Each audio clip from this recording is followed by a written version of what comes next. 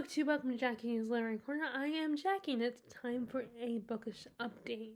Since I'm reading, telling you guys what I'm currently reading.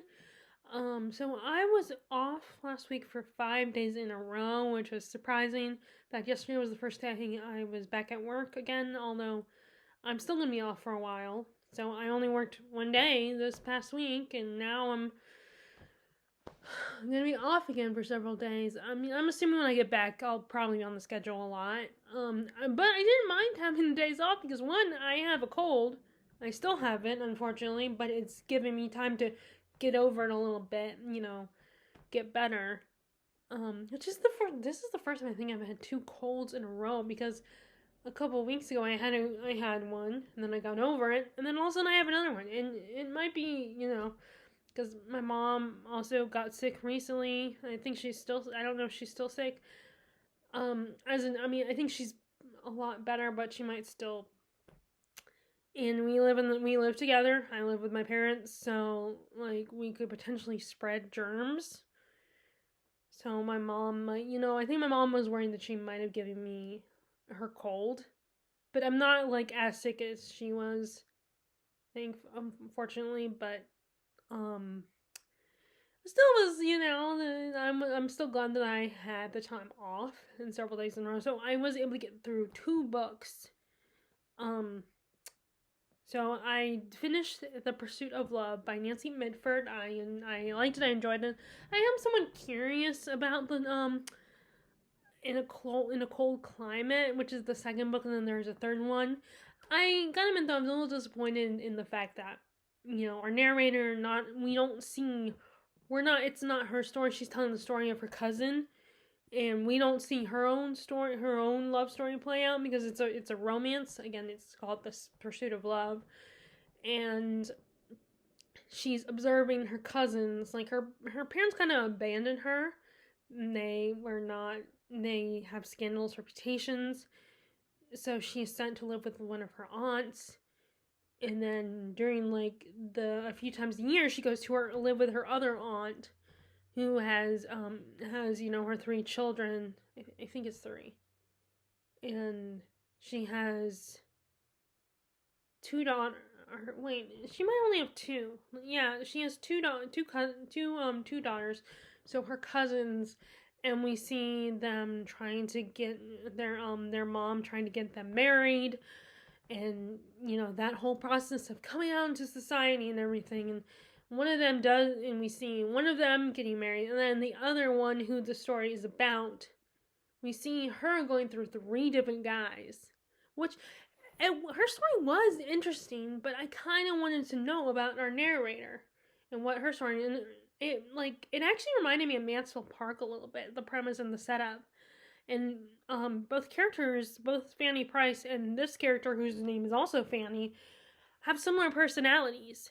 But at least in Mansfield Park, it was still focused on Fanny Price as well as her cousins, especially since she was in love with one of her cousins.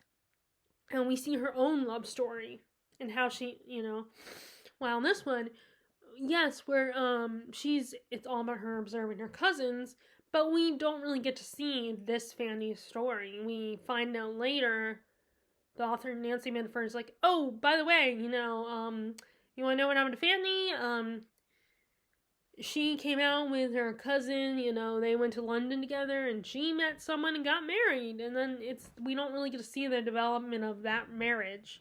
We do get told about it, and we get told that they're content with each other, and everything seems good.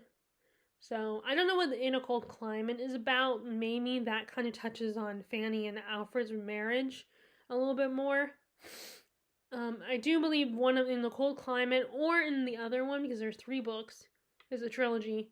The other one of them, I think there is focus on Fanny and her marriage. But this is kind of disappointing. I mean, it was beautifully written, and it's not that the story with the cousin wasn't interesting, and oh my god, her cousin was so annoying and frustrating, and you just wanted to smack her. She was so selfish and vain, and she was the two of her first husbands were very politically driven. Like, one of them was a Tory, which I think is the equivalent to a capitalist, and then the other one was a communist. And she was all excited and thrilled and found they were intelligent and handsome. And she thought she was in love with them, both of them, at the prospective times that she married them. And but she doesn't understand the politics at all. She doesn't care about the politics. I mean, at first, after being bored by the guy who was the Tory, she thinks that the guy who's the communist, he's really exciting, and she's kind of interested in communism, but not in a genuine way. Like, she does not care about what they care about, what's important to them. She just wants attention from her husband because he's so focused on his agenda that he kind of ignores her, and eventually, and there's no love between them. Like, at least the other guy, Tony, they were hoping, he paid enough attention to her, hoping that she would help him with his career as a politician. So they at least were interested in what she could add to the marriage, while the other guy probably just wanted a wife. So, which you kind of feel bad for her, and there is one point where I felt bad for her, where I kind of pitied her, but it kind of goes away quickly. And it was just, like, I didn't really, and she was just, I couldn't connect with her, and I was just really incredibly frustrated with her, and she didn't put in any effort to try to understand their beliefs. Like, she didn't care. Like I said, she, in the beginning, when she met the, Christian was his name, the guy who was the communist, his name is Christian. When she meets Christian, like I said, she does try briefly, but then she gets bored. Like, there's one scene where, like, she's talking to Fanny, and Fanny's like, oh, well, do they have social gatherings? Do they have parties and stuff like that? Because she knows her cousin loves their parties and socialize and all that.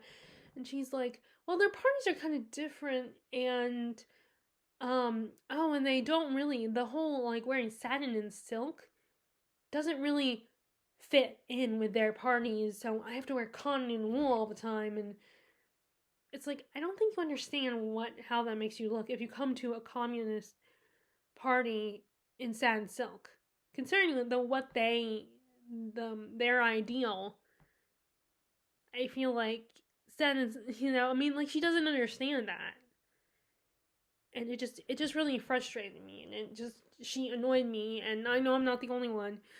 Now, like, some people who think there are some people I know that it's enough for them not to like the book.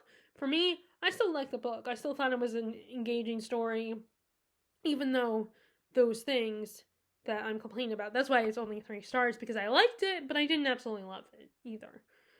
So it is in the donation pile.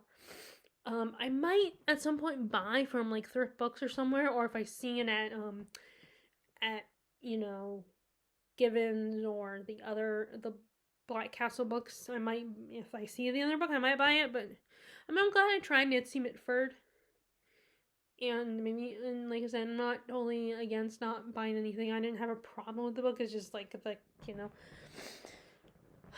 it wasn't a long book, so I was able to get through. I was able to read it within a couple days. And so if you're looking for a shorter book, although it's only if you're interested in the story, of course. So after that, I went ahead and jumped into another. I went ahead and decided to read, what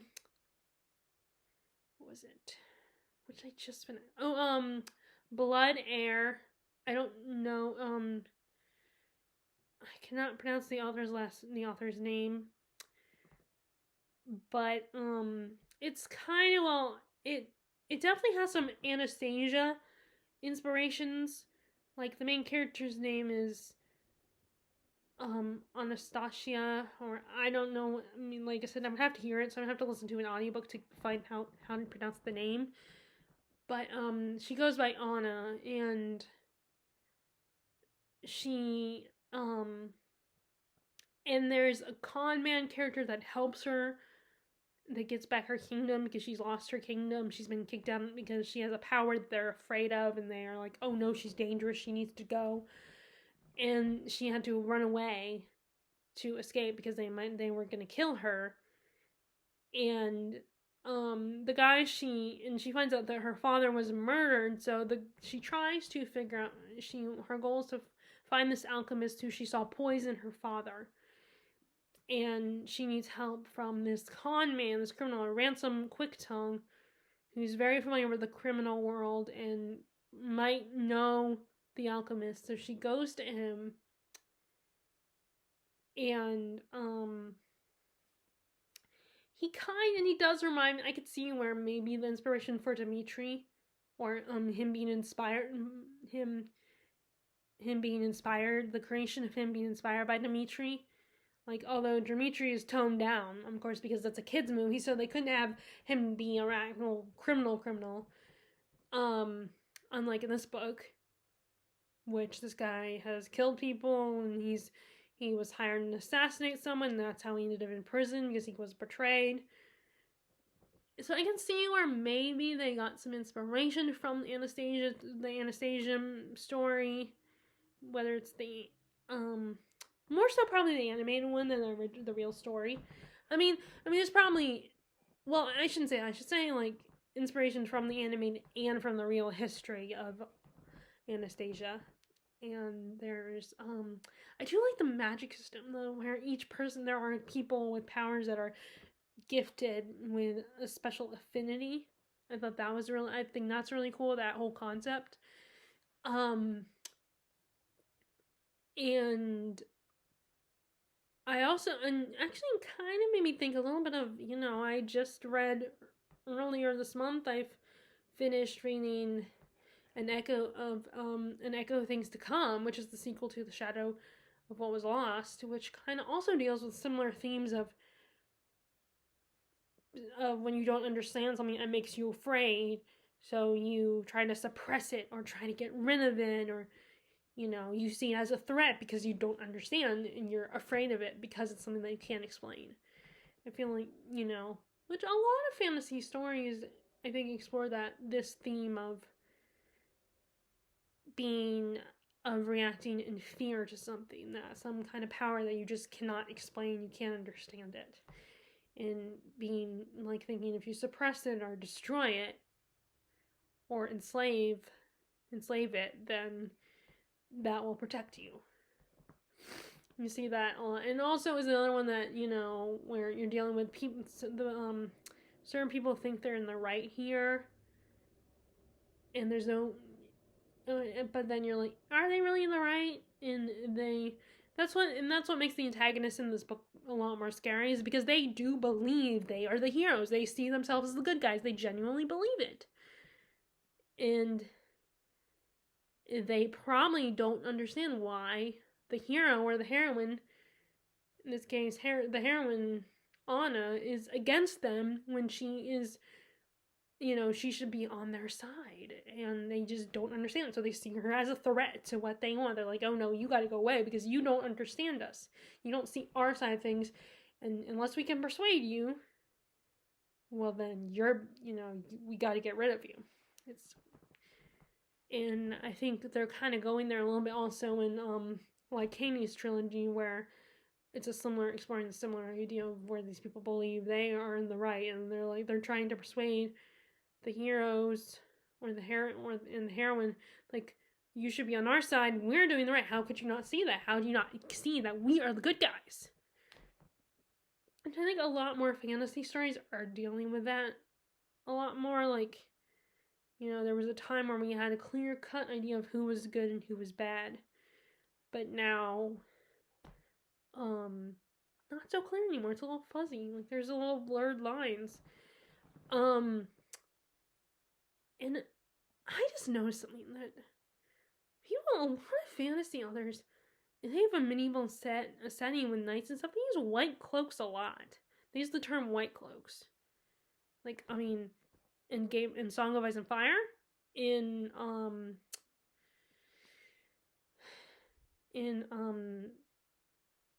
what is it? Wheel of Time. I'm trying to think. Like, do they use it in? I'm trying to think if they use white cloaks in in the Lycanius trilogy, but I know they use them in the book I just talked about in this Blood Air. They use the term White Cloaks. Which is interesting because in all these cases, I feel like they imply that these people, they think they're the good guys, but they're not really. But they wear white because white is seen as good and angelic and pure and stuff. But then they're not. They always end up not being the good guys after all. Like that they're corrupt. So I feel like that's a common idea and metaphor that a lot of authors use in fantasy. That white cloaks, they think they're good guys. They think they're pure and innocent.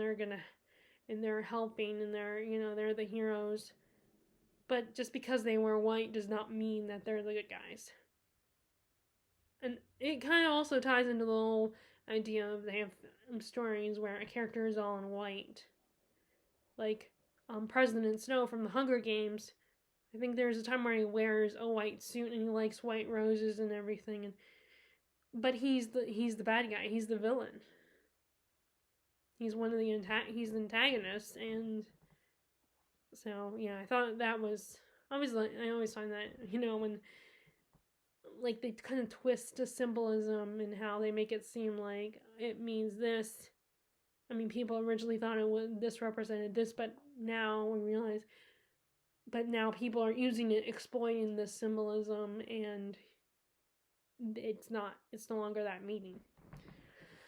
So I'm reading Stoner as well on here on my Kindle.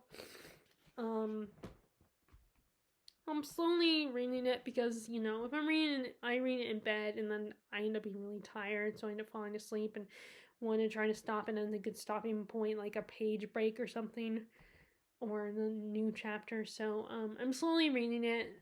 We have our main character, William Stoner. He's this young man who his parents own a farm, and his dad decides, if I want you to help me run the farm, then I send you to agriculture college. And he goes, and then he kind of falls in love with English literature, in literature, and realizes that maybe he doesn't want to learn agriculture. And he ends up having to tell his parents this, and it's kind of awkward, but they're accepting. And I assumed it was one of these things where they were just let him get it. Like maybe his dad was thinking, let him get him out of his system. He'll come back and help us run the farm. But then I don't think that, and then that doesn't happen, and they have to hire someone to help. And this is in the early 1900s, so this is right before World War I happens, and the war happens, and I think it might have been World War II. Actually no, it was World War I because it was like 1916 or something. So yeah, World War I happens, and he's not sure if he wants to go fight. He's hesitant to go, which that's interesting because you have a lot of stories that are like where the guy's like, "Oh, gun ho, we gotta fight for my country, and it's worth it and everything," but then he's just someone who doesn't want to. He doesn't really care about it, and he's just, and he would rather be here teaching, and because he does end up getting a teaching job. But yeah, it's a very so I'm wondering if that's part of the reason why there are some people, because I just watched a book chat with Murphy Napier and two other women that have channels, Johanna, and I can't remember the other girl. And they were talking about, and Johanna is a fan of Stoner, and I remember she was talking about he got a lot of criticism. And I wonder if that was one of, and people didn't like his character Stoner, John Williams' character. And I'm wondering if that was one of the things where he wasn't all gung-ho about. I mean, there's probably a lot of stuff, because I think it sounds like there's going to be a lot more stuff that he'll do that I might not agree with. But, I always feel like that's going to be, as I'm reading this, that's going to be in the back of my mind. Okay, what are some of the things that maybe people wouldn't like? what are things that he's going to do that will make him a controversial character. But I mean, we do stuff all the time that not everybody's going to agree with. We are just not aware of it. I mean, if it's like a big thing like not going to war, choosing not to go to war, that might be more obvious why some people might criticize you for that. But I'm sure there's a lot of things that we do that not everybody's going to agree with, not everybody. And, if our lives were actual, like, novels, then maybe someone would have opinions and discuss it. So I think we don't necessarily know what those things are that we might do that people don't approve of. But that doesn't necessarily, I don't think that makes someone a bad character. I think that makes them a compelling character. You always wonder, okay, why are they doing this? Like, what motivates them? Or it's like, or it makes it more interesting because you want to know what's going to happen with that character, if they're going to be punished for their choices, or if they're not, if they're going to get away with it, or maybe they're not a bad person. You just don't agree with their choices all the time. Which I just had another example of that. Although it wasn't in the book, where there was a character.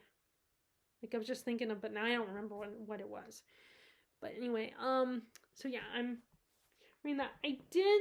I am making some progress. I read another essay here. I did kind of, decide to come back to the editor's introduction for now. I am curious if people think it's worth to read the editor's introduction. If you read this version of the Federalist paper, if you read the Federalist Papers and read this version, would you think it was worth reading the introduction to, where it talks about the important, like, it does talk about, like, why it was so important. So maybe that does make it worth reading, is how it talks about the importance of the Federalist Papers and what they were saying, and how not everybody they were anti-Federalist, that didn't agree with the message of the Federalist Papers. But I was feeling that feeling again on times where if I attempt to read the introduction to a classic, I'm like, okay, I want to actually read the story or the content and not just the introduction anymore. So, although this one isn't a story, it's nonfiction. But, so I've gone into I stopped at essay number 4. The first 5, of course, are from John Jay, under the Publius. That was the name, the pseudonym that they all used. And he explains why they're writing this and how they talked about the difference between a democracy and a republic, and which actually got me to ask the question about my dad, because he knows a lot. He's a history guy, and he was talking about that we are actually a republic. Like, yes, we get to vote on who our president is, but the president makes decisions that for us. So that's what we have a representative that makes the decisions represents the whole group of, everybody in the United States. And that's why we're a republic. And the only, like I said, the only thing that makes us democracy, the only thing democracy related that we vote for who is going to represent us. It is interesting because it's just one person. And they might not necessarily represent all the different groups in the United States. He's just one person. And it's a man. So I wonder, I imagine some people wouldn't necessarily think I wonder if there are people that thinks, that are like, he doesn't represent, which is probably why we want to see those different minorities represented as, in government. And that maybe we want to see a president that's not just a white male. but possibly, you know, one of the minority groups, like a woman or a black person. Um, but yeah, he talks about why it's necessary to be united by, under one front, under one flag, and how if you have people separate states, then they might take matters into their own hands and won't necessarily, it could result in chaos or them enacting justice that isn't really justice. And the importance of how letting these people represent you and how it keeps things running smoothly. And the most important thing is peace. That he wanted us to keep the peace in the country, so if we're not united, then that might shake up and might take away the peace from us, because like I said, you'll have that one group of people who might, use violent means to get things done because they think it's fair and they think it's just. And of course, the system is not perfect and it has its flaws. He does address that, and he also addressed, the faults of other countries who did not choose to have a republic government running their country, and also that, again, back to United Front, is that there will be people who will have false assumptions on how we're going to respond. So they're like, oh, I'm going to attack them first before they attack me. And if we're, and that us being united will make us easier to fight back. Because, if we're a team, then we can defend ourselves more easily. So some interesting ideas.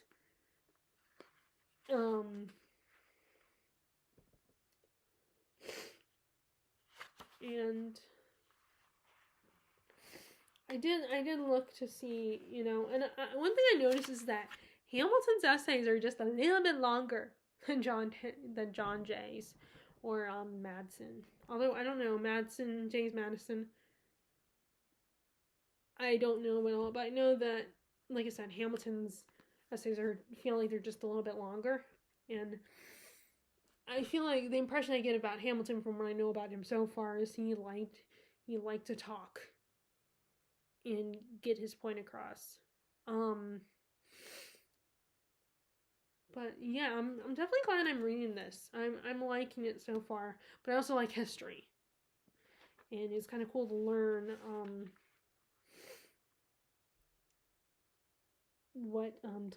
learn about this, and look at it through the lens of today and what these men had planned, what they were trying to do.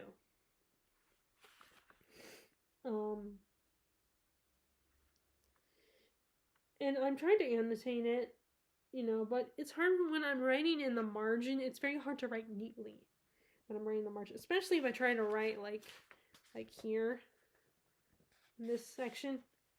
It ends up coming out sloppy, especially, and then there's, it's like trying to write. If I try to write here, it's hard for me to write here as well.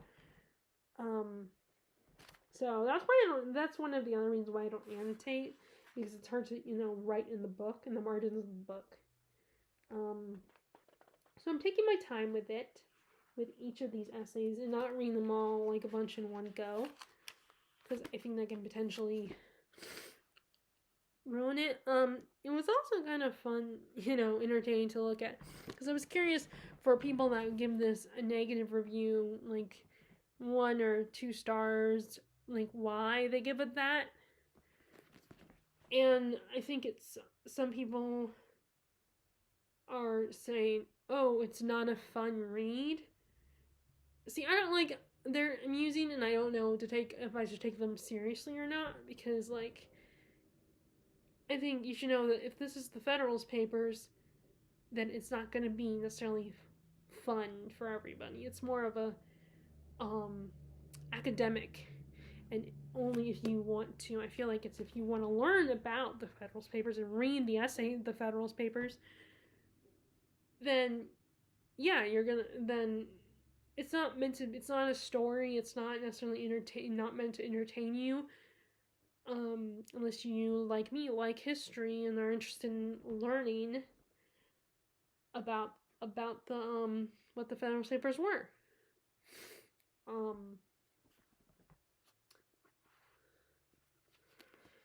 But yeah, so far I'm very enlightened into reading this. It's, I do have to talk about it with my dad. Like I said, he knows a bit about this kind of stuff, so he's the person so far I've talked to about this. I have had a couple people commenting on my videos and giving me some very good information I really appreciate on the Federalist Papers and what they were. I mean, it definitely helps give me context. So there's that. And then I did attempt to start reading this, which is The Museum of Abandoned Secrets. This was one of the books I got I think it was in January from the Givens. This is one of the books I bought, and I just realized it has that same writing style that is very confusing, that stream of consciousness writing style. I mean, I think that's what this is. That can be very confusing, but I'm going to try it, and like I said, I need to read it when I'm not as distracted.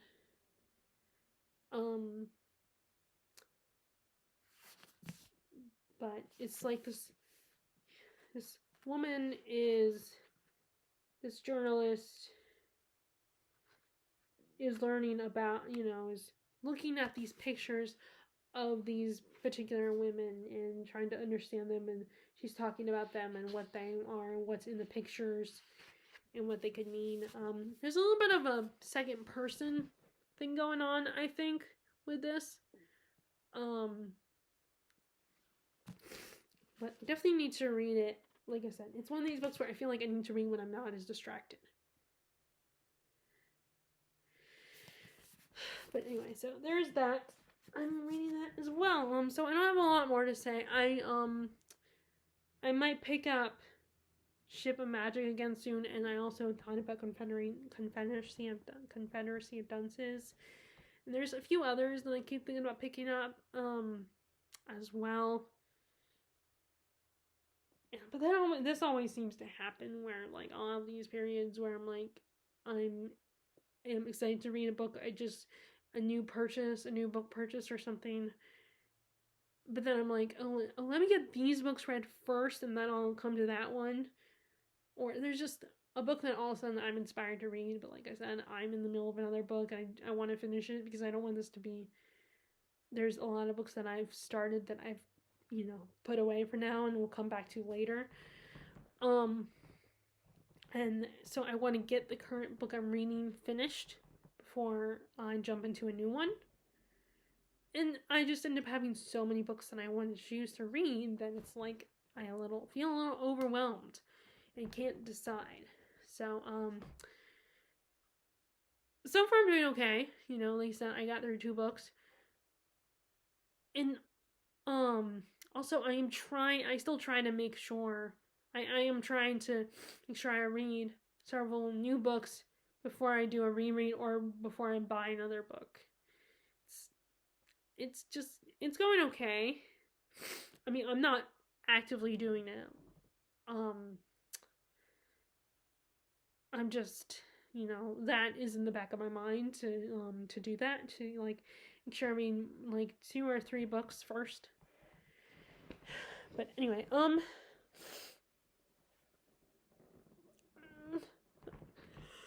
tired. I keep debating if I want to get a coffee or something, another coffee for the day. But then, I don't want to, spill it, and also I'm trying to make sure and also it's very hard because, Murphy wants to follow me into my room if my mom's not here, and I can't trust my room. He's peed in there like 3 times, peed in here like 3 times, and he'll like go through my trash can, and steal stuff and everything. So I can't really trust him. So I try to find opportunities when he's distracted to come up here in my room. But if I go downstairs again, then I'll have to, hope that he gets distracted again. So I can't really go downstairs, and I'm worried that I'm going to spill some coffee if I come, bring it up to my room. So try not to get, and plus I probably shouldn't get like more than 1 cup of coffee a day. I should probably just get 1 cup. And it's really my own fault because I don't go to bed at a decent hour all the time. I mean, at least I'm not up past midnight anymore, but I'm still tired the next day, which is why when I read the Federalist paper essay number 3, I made sure I read it in the morning while I'm drinking my coffee and stuff, because now I'm tired again. At least when I'm, in the morning, when I'm eating breakfast and getting my coffee, I have that energy to concentrate. Well, now I'm like slowly losing it because I'm tired, because like I probably did not get enough hours of sleep. Anyway, so